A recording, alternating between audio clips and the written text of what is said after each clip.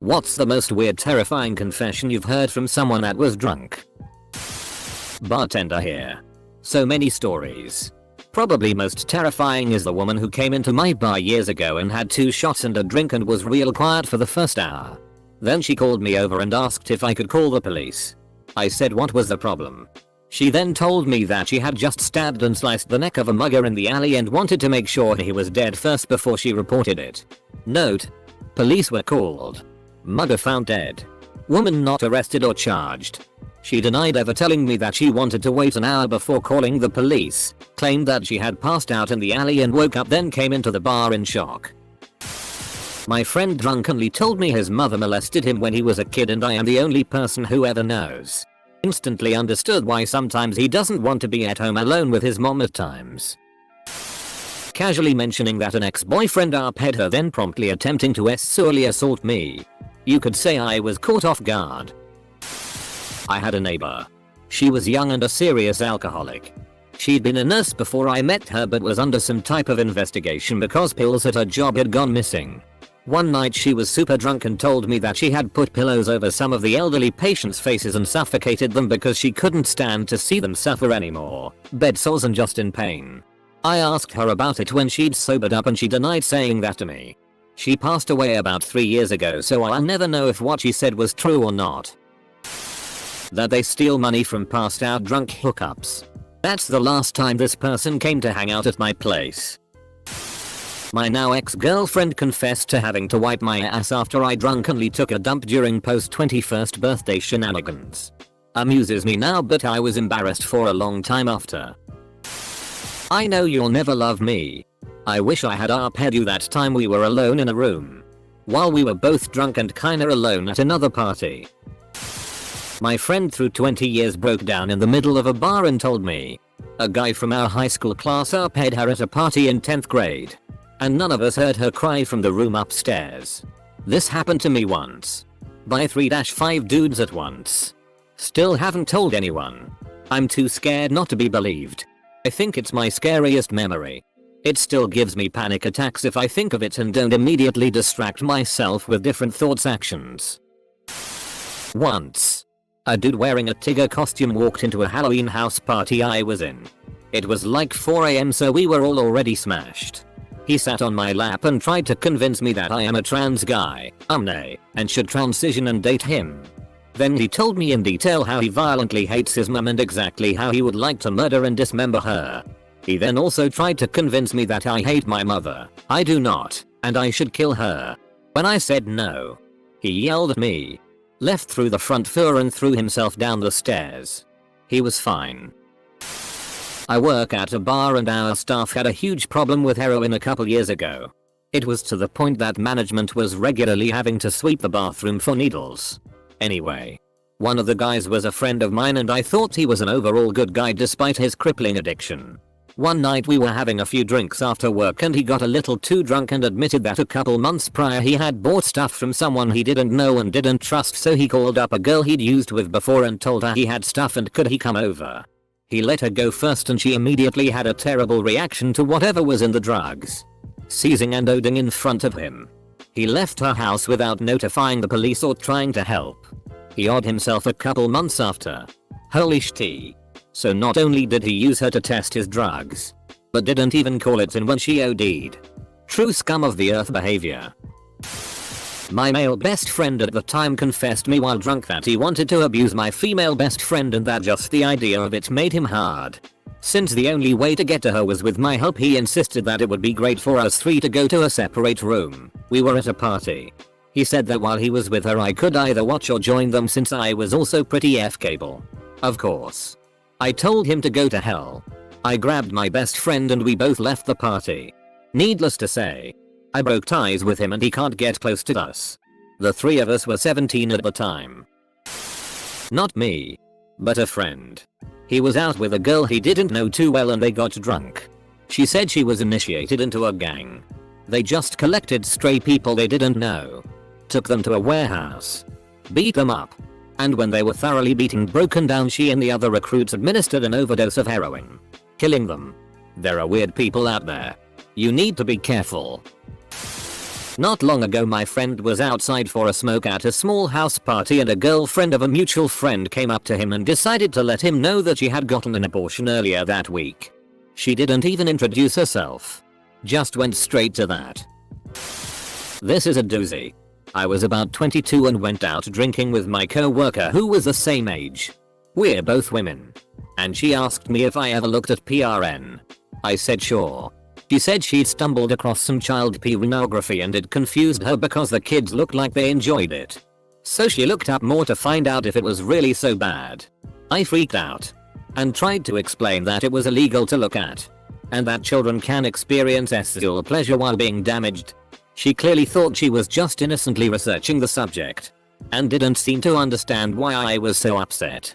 An older co-worker we both liked and trusted explained the same thing to her. I have no idea if she was a pedophile. I just didn't get why looking at child pornography for any reason is bad. Outside of law enforcement. Close bracket. 10 years later I'm still wary of co-workers. Some things you're better off not knowing. Drunk at a block party, our next door neighbor admitted she was sexually abused as a kid and tried to get physical with my husband within the span of half an hour. I don't know if she remembers. Was on leave from the army with some mates and met a fellow from an adjacent unit.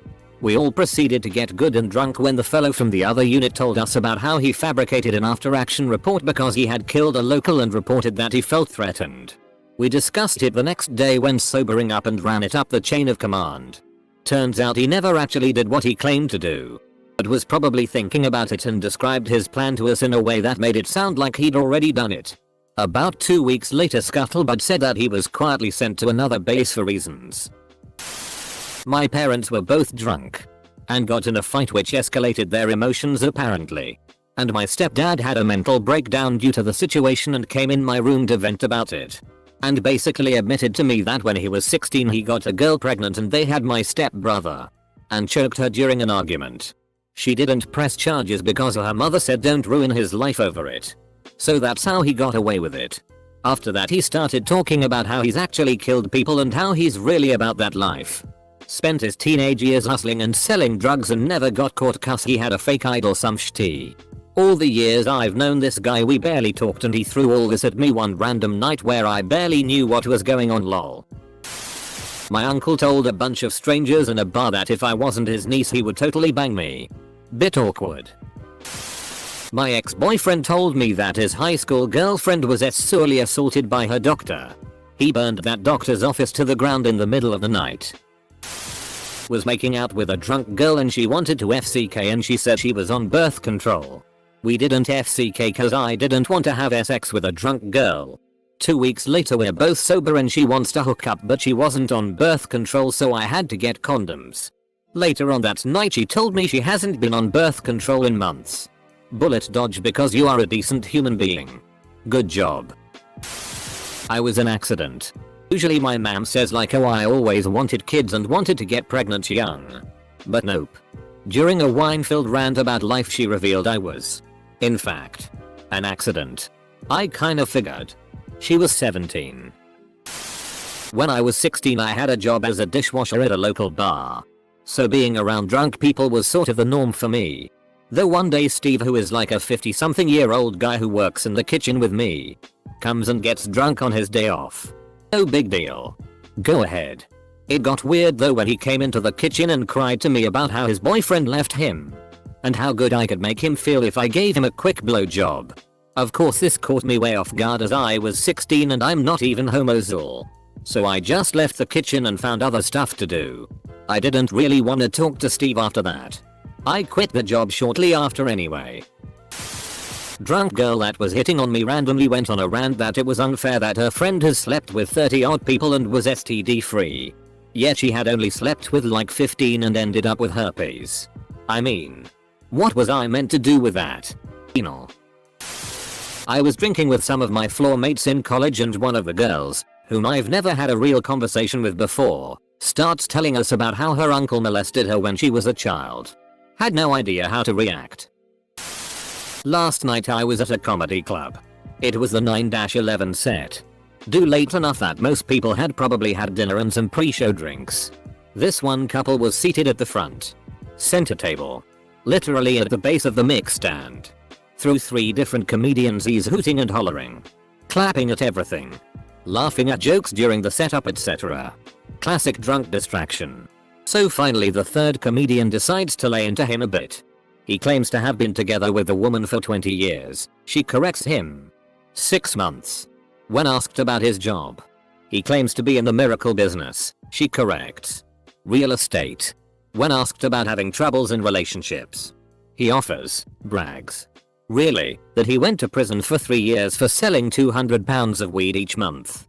Sure. A bit awkward this drink ass is hijacking the show to talk about selling drugs at wholesale. As the comic is figuring out where to take this, the drunk guy follows up. Don't worry.